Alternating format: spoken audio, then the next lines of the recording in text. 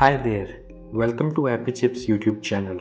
I am Amberjan and today we will learn how to install this app on Mac using Homebrew, which is also popularly known as simply Brew. But before we get started, let me answer some frequently asked questions first. To start with, what does a package manager like Homebrew does? Well, a package manager lets you install, uninstall or repair apps on your Mac.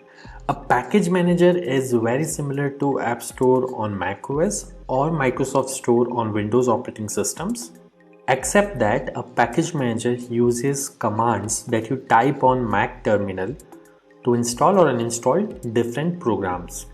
Some of the popular package managers for Mac include Homebrew, Nix, and Macports. And if you are coming from a Linux background, you will feel at home with Homebrew, especially if you have used package managers like apt, pacman, yum, etc. on Linux based operating systems. Next up, is it safe to install the Mac apps via Homebrew? Short answer, yes. In fact, Homebrew is the most popular and thus most widely used package manager on macOS. Moreover, Homebrew is a non-profit member of Software Freedom Conservancy Foundation, also known as SFC Foundation. Many other open source projects like Git, BusyBox, Samba, Wine are all part of this Software Freedom Conservancy organization. Also, you might be surprised to know that Homebrew is the most forked project on GitHub and it has the largest number of contributors on its GitHub repository. Many devs at organizations like Google, Apple, Dropbox, Stripe, etc. use Homebrew to set up different development environments on their MacBooks and iMacs. Next question. Can you use Homebrew to install programs on Apple Silicon or more popularly known as M1 MacBooks? Again, yes. Starting version 3.0 of Brew, Apple Silicon is now supported on Homebrew. In fact, Homebrew also supports programs that are at the moment only supported via Rosetta 2 on Apple Silicon. Now that I have answered your questions on safety and compatibility of Homebrew, let's get to the installation process. Before we can install anything using Brew, we need to install the package manager itself, that is Homebrew, on your Mac. So let's see now how can we install Brew on Mac.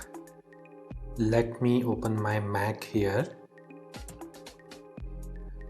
First, you need to press Command and space on your keyboard. This will open Spotlight Search on your Mac. And then you have to type terminal.app. You will see this terminal app. Simply double click on it to open terminal. Let me maximize this terminal window. Now we need to copy paste the command to install Homebrew from the Brew website. So open your web browser and simply go to the website brew.sh. Once you are on the website, you will see this section called Install Homebrew, which has a command that you can simply copy by clicking on this button over here. Once it is copied, you have to go back to terminal, right click, paste. Now that the command is copy paste over onto this terminal, press enter. This will start Brew installation. Now it is prompting me to enter my user's password on Mac. I am going to type the password now, but it won't be visible on your terminal. Once you have entered the password, simply press enter, and if the password is correct, the script will continue. Now it is saying press return to continue the installation. I'll press enter here, and this will start the installation of Homebrew on my Mac. Let's wait for this to finish. As this message here says, installation successful. So that's it. Brew is successfully installed on your Mac now. Now before we proceed, I would like to highlight that Brew collects anonymous usage data via Google Analytics. As you can see on this page, if you want to opt out, you can simply run this command brew analytics off and press enter, which simply disables the anonymous usage data collection on your Mac. Now let's update the package database locally by pulling the metadata of the latest packages on a local map from the central Brew repository. This should typically take less than a minute to complete depending on your internet connection speed. To do so, simply type the command brew update and press enter. As you can see, my local Brew database is already up to date because I just installed Brew on my system. Now to install the app, let's run the brew install command. Mind you, if during installation, if you're prompted to enter a password, enter your Mac user's password to continue.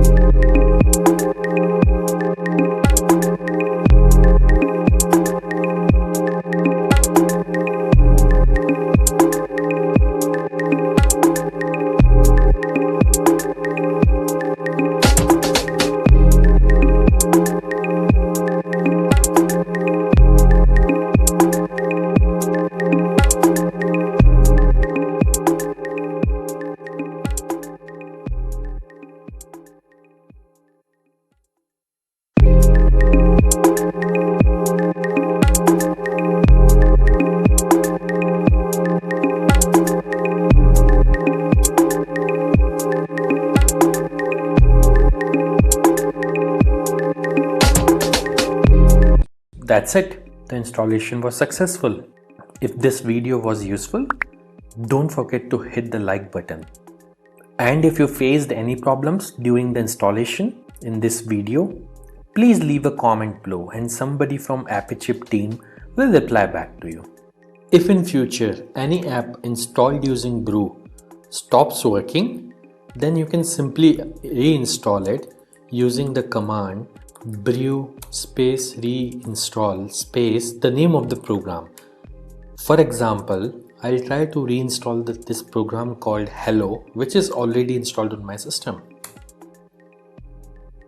As you can see, it is downloading the program and it says reinstalling Hello, and now Hello is successfully installed. And if you want to uninstall any app installed using Brew, simply run brew space uninstall space the name of the program. In this case, I will try to uninstall the program Hello, which is already installed on my system. As you can see, within a few seconds, it says the program is successfully uninstalled. Also, over time, Brew might end up consuming disk space on your Mac as it keeps installers of the programs that you had installed on your hard disk in a cache directory. So you can use the brew space cleanup command once every 6 to 12 months to free up some space on your Mac. This command removes app installers and older versions of the packages only. It would not uninstall any of the apps that you have installed. As you can see, Brew Cleanup was successfully run on my system. So do subscribe to our channel, as we have tutorials for installation of over 9,000 programs on Mac, which will come handy. If you need to install other apps on Mac in future, chances are that we have got it covered already.